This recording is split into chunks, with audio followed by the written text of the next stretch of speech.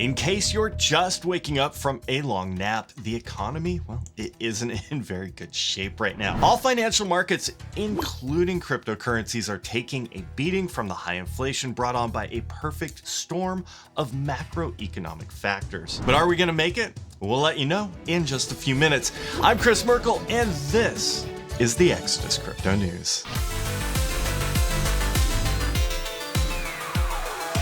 If you're watching Bitcoin briefly dip below $19,000 this week and has since been struggling to hold on to the $20,000 support level, the Fear and Greed Index, well, it's down to 11, and it's times like these that the herd gets thinned out. Across crypto, we're starting to see some of the weaker companies fail, particularly those who promised more than they could deliver. Last month, we reported that Three Arrows Capital, the crypto VC firm that once managed $10 billion in assets, was broke and faced possible liquidation. Well, that fear became a reality this week when it was announced that Teneo Restructuring had been brought on board to manage the liquidation process.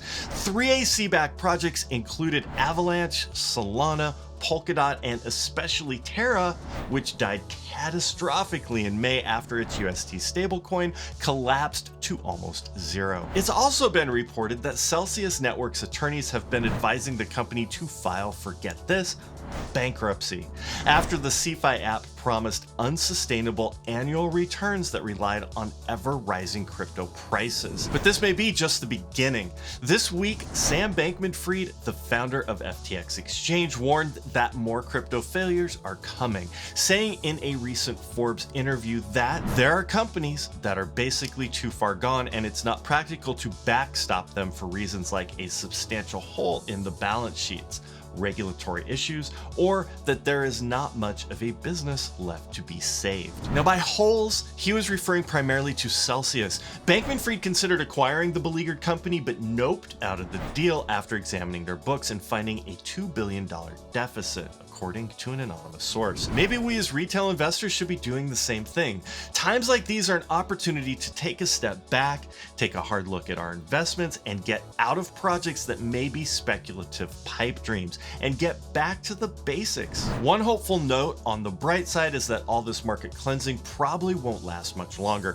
JP Morgan Chase global marketing strategist confirmed as much this week, calling the Three Arrows liquidity debacle part of a deleveraging process. He added that crypto entities with stronger balance sheets are stepping in to help contain the contagion, while venture capital funding continued at a healthy pace in May and June. Now, as for Bitcoin, he expects some selling pressure, especially by miners, to continue into the third quarter of this year. Investment management firm ARK noted in their latest Bitcoin monthly report that 2/3 of Bitcoin's supply hasn't moved in over a year. Now, this indicates that serious investors are still bullish in the long term and are holding on. MicroStrategy went even further last week, acquiring an additional 480 Bitcoin worth almost $10 million. The CEO, Michael Saylor, said in a recent interview, "I don't really think anybody should buy it unless you have a 4-year time frame, and I'm hoping that you want to own it forever.